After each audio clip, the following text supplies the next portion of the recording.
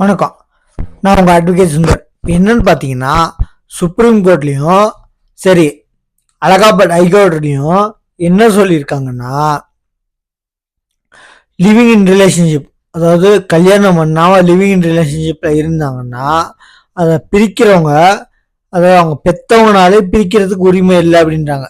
யார்?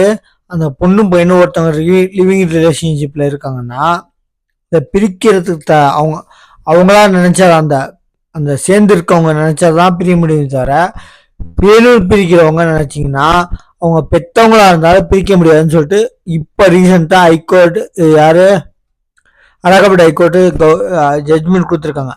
அதே இது சுப்ரீம் கோர்ட்டு சொல்லியிருக்காங்க, பெற்றவங்களா இருந்தாலும் ஒரு கப்பல்ஸை பிரிக்கிறதுக்கு உரிமை இல்லை அப்படின்னு இருக்காங்க.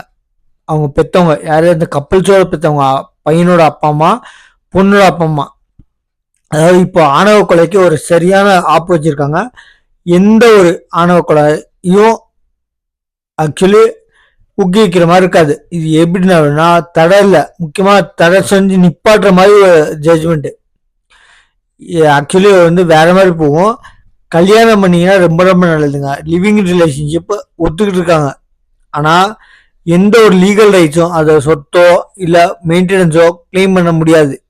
ஆனால் கோர்ட் என்ன சொல்லியிருக்காங்கன்னா, லிவிங் இன் ரிலேஷன்ஷிப் அவங்க உரிமை, அவங்க பெற்றவங்களா இருந்தாலும் தடுக்கிற உரிமை, பிரிக்கிற உரிமை உங்களுக்கு இல்லை அப்படின்னு சொல்லியிருக்காங்க. நம்ம சேனலை எக்கச்சக்கமான பேர் சப்ஸ்கிரைப் பண்ணாமல் பார்த்துருக்கீங்க.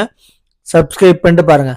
என்ன அப்படின்னா, இந்த ஆணவ கொலை ஒரு அடிமுட்டாள்தனம் சார். அவன் ஆக்சுவலி அந்த பொண்ணை வச்சு அவன் அக்காவோ அவங்க பொண்ணோ அவங்க அப்பாவோ பொண்ணோட அப்பாவோ என்ன ஒண்ணுன்னா, நம்ம புள்ளைய வச்சு ஒழுங்கா வாழ்வானா, நம்ம அக்காவை வச்சு ஒழுங்கா வாழ்வானா, இந்த பையன் கெட்ட பையனா நல்ல பையனா, நல்லா சம்பாதிக்கிறான், இதை பாருங்க. ஜாதி என்னைக்கு கீழே அந்த சுஜித் கொலை வழக்கு இருக்குல்ல, அந்த கொலை செஞ்ச பையன் அத்லெட்டிக் அப்படின்றாங்க. அவன் அத்லெட்டிக் கூட ஒரு லாய்க்கே இல்லை. இப்போ மாடு பழைய காலத்துல சொல்லுவாங்க மாடு மேய்க்கிறதுக்கு லாய்க்கு இல்லை. இப்போ அதை சொல்லிட்டு விட்டாங்க. ஏன்னா மாடு மேய்க்கிறது எவ்வளோ பெரிய லாபம்னு தெரியும். படித்தவனோட மாடு மேய்க்கிறவன் தான் ஜாஸ்தி சம்பாதிக்கிறான்.